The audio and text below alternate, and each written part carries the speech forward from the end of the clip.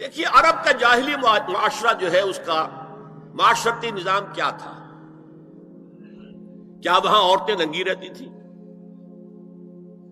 کیا وہاں کوئی خاندانی نظام نہیں تھا؟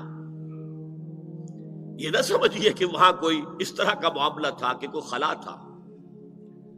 نمبر ایک، ان کا قبائلی نظام بہت مضبوط تھا، اور جب قبائلی نظام مضبوط ہوتا تو خاندانی نظام بہت مستحکم ہوتا۔ قبیلہ خاندانوں کے مجموعے کا نام ہے نا۔ نمبر دو، شرفاء کی جو خواتین ہوتی تھی ان کے عام لباس کے علاوہ دو چیزیں اور ان کے استعمال میں رہتی تھی۔ ایک خمار، اوڑھنی، گھروں کے اندر وہ اوڑھنی اوڑھتی تھی۔ ایک جلباب، لمبی سی چادر کہ جب باہر نکلتی تھی تو اس میں اپنے پورے جسم کو لپیٹ لیتی تھی، لیکن چہرہ نہیں چھپاتی تھی۔ یہ جلباب کا لفظ قرآن میں آیا، خمار کا خمر ہننا، جلابیب ہننا، یہ الفاظ انہیں معلوم تھے نا، ان کے زیر استعمال تھے نا، ورنہ کوئی نیا لفظ کہاں سے آ جاتا؟ تو جلباب اور خمار ان کے لباس کا حصہ تھا، گھر میں اوڑھنی، اور باہر نکلے تو ایک بڑی چادر میں اپنے آپ کو لپیٹ لے، لیکن چہرہ نہیں چھپانا، سر کے اوپر بھی ضروری نہیں ہے کہ کچھ ہے ہو۔ البتہ نہ گھر کے اندر کوئی مخلوط اجتماعات کی کوئی پابندی تھی، مرد ہیں عورتیں ساتھ ہیں، بیٹھے باتیں ہو رہی ہیں، خوش گپیاں ہو رہی ہیں، کھانا کھا رہے ہیں ساتھ مل کر، جیسے آج ویسٹ میں ہے۔ اور نہ ہی اور باہر جو ہے کوئی مخلوط جو ان کے اجتماعات تھے ان کے اوپر کوئی پابندی تھی، ایک جو ہے مخلوط معاشرہ تھا۔ لیکن نمبر تین، وہاں ایک طبقہ تھا کنیزوں کا، کنیزیں، باندیاں، عام خادمائیں، انہیں جاریات بھی کہہ دیتے تھے، چھوکریاں۔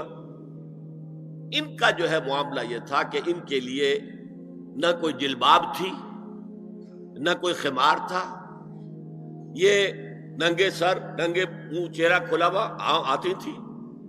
لباس کے بھی کوئی بہت زیادہ ان کے کوڈ نہیں تھے۔ بے پردگی، عریانی، بے حیائی اور بے شرمی، یہ سب ان میں تھا۔ یہاں تک کہ ان کے آقا ان سے پروسٹیٹیوشن بھی کرواتے تھے، جس کو کہ روکا ہے قرآن نے آ کر سورہ نور کے اندر۔ ذریعہ بناتے تھے آمدنی کا، میری کنیز ہے، کوئی اسے استعمال کرے، پیسے دے، کمائی ہے نا اس کی، میرے پاس آئے گی، میری کنیز۔ تو یہ پروسٹیٹیوشن، قحبہ گری جو ہے، یہ بھی ان کے اندر عام تھی۔ تو یہ دو طبقے ہو گئے، شرفاء کی خواتین اور یہ عام چھوکریاں، خادمائیں، باندیاں، کنیزیں، جاریات۔ اور ان سے چھیڑ چھاڑ کرنے کا لوگوں کو حق تھا۔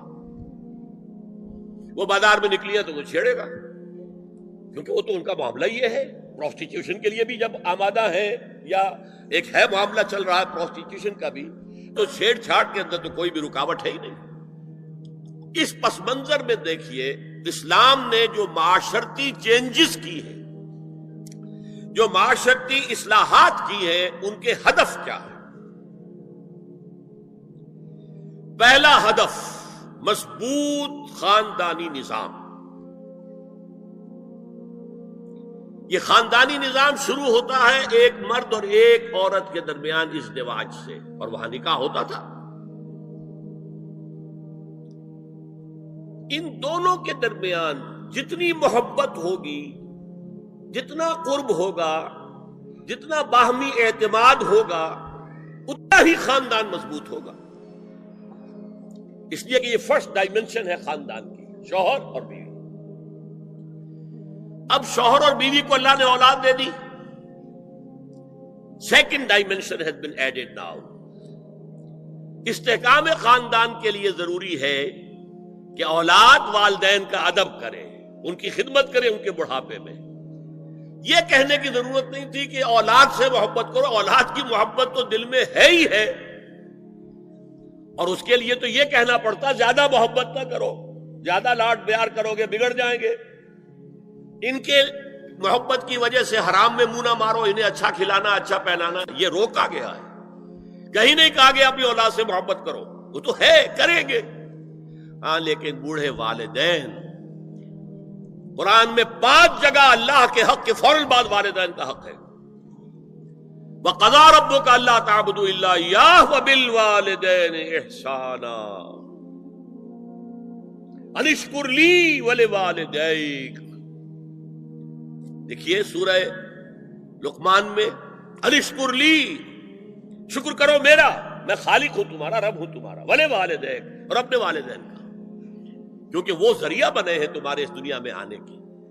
اور تم جب چھوٹے سے تھے انہوں نے ہی پالا پوسا ہے، اپنا پیٹ کاٹ کر تمہیں کھلایا ہے، اپنی رات کی نیندیں حرام کر کے تمہیں پالا ہے.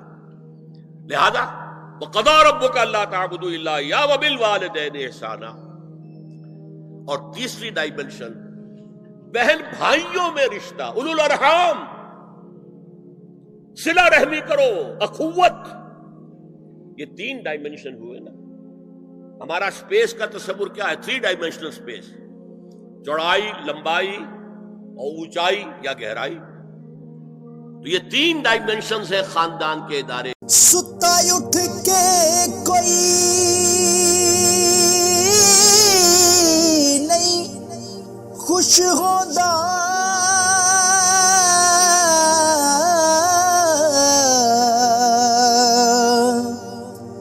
بڑے ستے جگا کے میں ویکھیا